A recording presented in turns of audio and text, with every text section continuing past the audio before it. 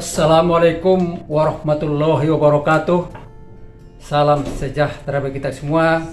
Salam relawan bela negara Indonesia. Para pemerhati yang saya hormati, kita ketemu lagi pada bagian yang ke-12 dengan subtema peran IPTEK, ilmu pengetahuan dan teknologi dalam pembangunan. Dengan memperhatikan dampak kemajuan IPTEK yang sangat luar biasa, kembali digagas seminar dengan tema penguasaan IPTEK dalam peningkatan potensi sumber daya manusia yang sadar bela negara, yang diselenggarakan pada tanggal 10 Agustus tahun 1953. Berkenan Wakil Presiden Tri Sutrisno memberi sambutan dan sekaligus membuka seminar di Istana Wakil Presiden. Dalam seminar ini ada 3 pembicara utama, yaitu Menteri Pertahanan dan Keamanan Menhankam, Jenderal TNI Purnawirawan Edi Sudrajat, Bapak Darmawan dari Universitas Indonesia, dan Dr. Insinyur Bunasor MSc dari IPB, dan diikuti sekitar 250 orang peserta. Wakil Presiden Tri Sutrisno dalam sambutan pembukaan antara lain menegaskan bahwa generasi muda perlu diikut sertakan secara aktif dalam segala aspek pembangunan, yang termasuk dalam ideologi, politik, ekonomi, sosial, budaya, dan pertahanan keamanan atau IPOLEK Hankam sejak dini melalui pendidikan secara berjenjang agar kelak memiliki kemampuan secara profesional dalam meningkatkan pembangunan. IPTEK seharusnya berdaya guna secara optimal bagi kesejahteraan dan keamanan rakyat. Selanjutnya, Wakil Presiden mengingatkan bahwa tantangan bangsa dan negara di masa depan tidak akan semakin ringan, sehingga generasi muda perlu terus meningkatkan kemampuannya untuk berperan dalam pembangunan melalui penguasaan dan penerapan teknologi yang tepat dan berdaya guna. Selanjutnya, Menhankam Jenderal TNI Purnawirawan Edi Sudrajat dalam makalahnya menegaskan antara lain kesadaran bela negara dalam mengembangkan penguasaan dan penerapan IPTEK harus memberi manfaat bagi aspek kesejahteraan dan keamanan nasional dalam upaya membangun ketahanan nasional dalam segala aspek kehidupan. Agar IPTEK berdaya dan berhasil guna secara optimal bagi kesejahteraan dan keamanan termasuk pertahanan, tentu perlu kehati-hatian agar tidak menimbulkan kontraproduktif bagi pembangunan secara keseluruhan. Demikian Pak Eri. Darmawan dari Universitas Indonesia antara lain mengatakan bahwa teknologi modern tidak selamanya memberi kemaslahatan bagi umat manusia. Revolusi hijau yang diwarnai oleh pemakaian bahan kimia yang berlebihan telah ikut merusak lingkungan hidup. Peran perguruan tinggi untuk menghasilkan para sarjana perlu memperhatikan secara sungguh-sungguh tentang dampak IPTEK terhadap kelestarian lingkungan hidup dalam alam tropika di mana kita berada. Kepada para sarjana perlu diperkenalkan potensi sumber daya alam kita, termasuk permasalahan yang ada di lapangan, sehingga ada perubahan orientasi berpikir dari ilmu untuk ilmu menjadi ilmu untuk bangsa. Pada dasarnya peran sarjana sedia siap membangun di mana saja, tetapi apa yang dapat dilakukan dengan bekal sehelai ijazah? Perlu model yang dapat menjadi pegangan ataupun acuan bagi para sarjana muda usia ke daerah-daerah sebagai potensi untuk membangun dengan kesadaran bela negara. Kemudian Dr. Insinyur Bunasor MSc dari IPB, Institut Pertanian Bogor, antara lain mengatakan bahwa perkembangan teknologi yang sangat cepat dan era globalisasi yang sangat dinamis, alih teknologi kepedesaan sangat menentukan keberhasilan pembangunan pertanian. Posisi petani dengan luas pemilikan lahan yang semakin kecil, penguasaan dan penerapan teknologi yang masih lemah, dan dukungan modal yang sangat terbatas, sangat sulit untuk bangkit mengikuti perkembangan pertanian modern. Perlu perubahan strategi untuk bangkit mengembangkan sistem yang lebih modern, yakni sistem agribisnis dan agroindustri secara kolektif melalui badan usaha perkoperasian yang semakin profesional. Peran tenaga muda terdidik dapat berperan untuk ikut serta dalam percepatan pembangunan pedesaan dengan memberi daya tarik supaya mereka mempunyai daya tarik tersendiri untuk bersemangat masuk ke pedesaan.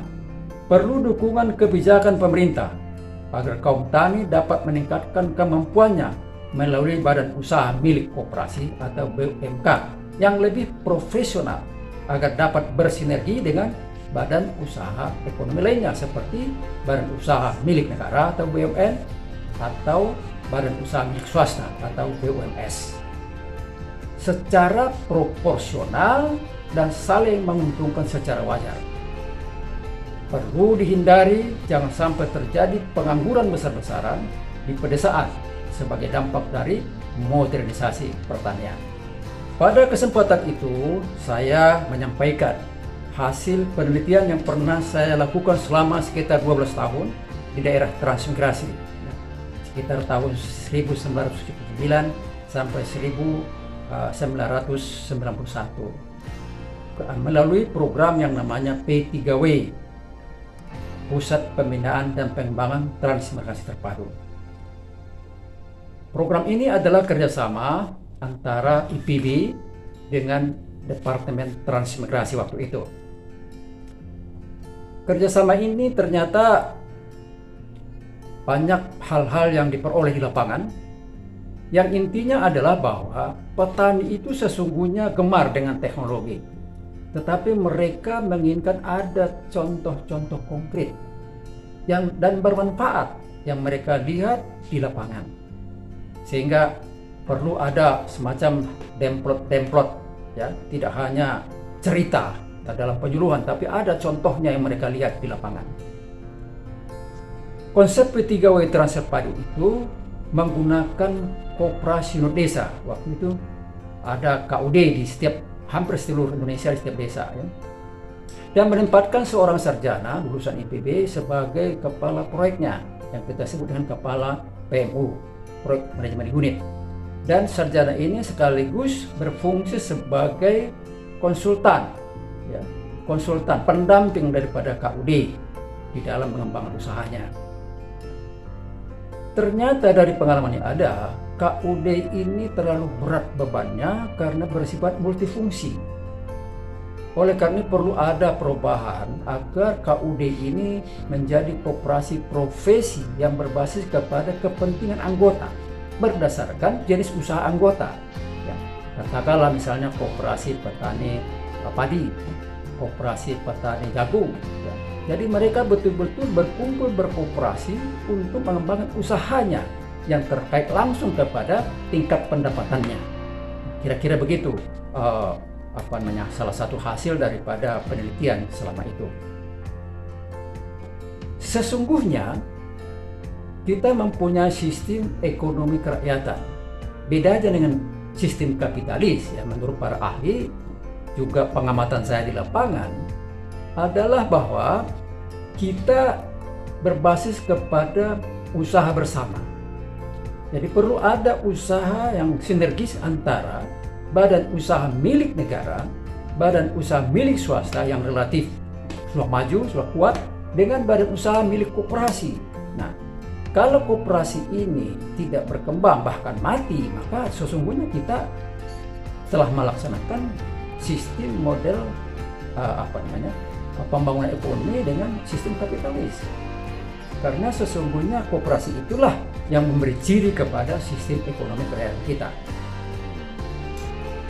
Dari hasil seminar dikaitkan dengan berbagai hasil penelitian di lapangan, termasuk juga pengalaman saya sendiri, ada beberapa kesimpulan yang dapat disampaikan.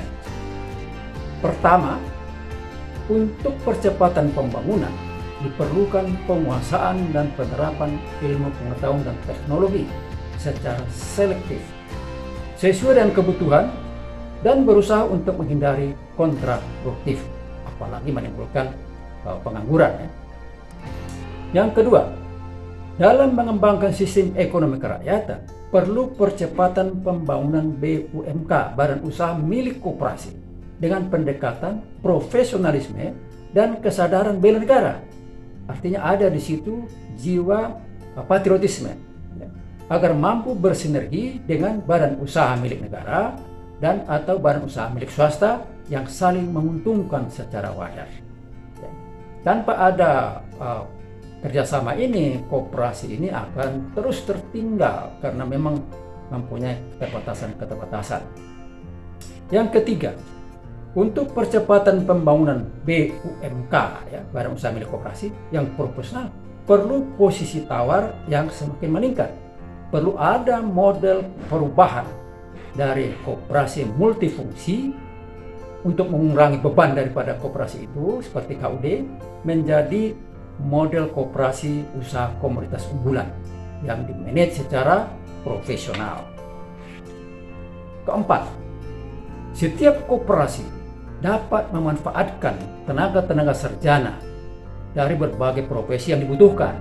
Sarjana pertanian ini seluruh Indonesia, ribuan itu, 45.000 lulus setiap tahun. Ini adalah potensi yang luar biasa untuk membangun pertanian di pedesaan. Tapi kembali lagi kepada pertanyaan mereka, apa yang bisa kami lakukan di lapangan dan apa kemampuan yang bisa mendorong kami ke sana. Tidak cukup hanya dengan selembar ijazah. Dalam hal inilah barangkali perlu dukungan pemerintah pada awalnya, setidaknya memberi insentif berupa honor selama, kalau pengalaman di lapangan itu setidaknya 3 tahun. Nah, setelah itu diharapkan koperasi ini bisa mandiri, setidaknya bisa membiayai tenaga-tenaga profesional yang mereka butuhkan. Harapannya seperti itu. Demikianlah gambaran singkat daripada diskusi yang berlangsung saat itu, yang sangat dinamis, yang diikuti oleh para pakar, anak-anak muda, juga ada juga anggota-anggota Menwa dan sebagainya. Semoga bermanfaat. Terima kasih atas perhatiannya. Salam relawan bela negara Indonesia. Wassalamualaikum warahmatullahi wabarakatuh.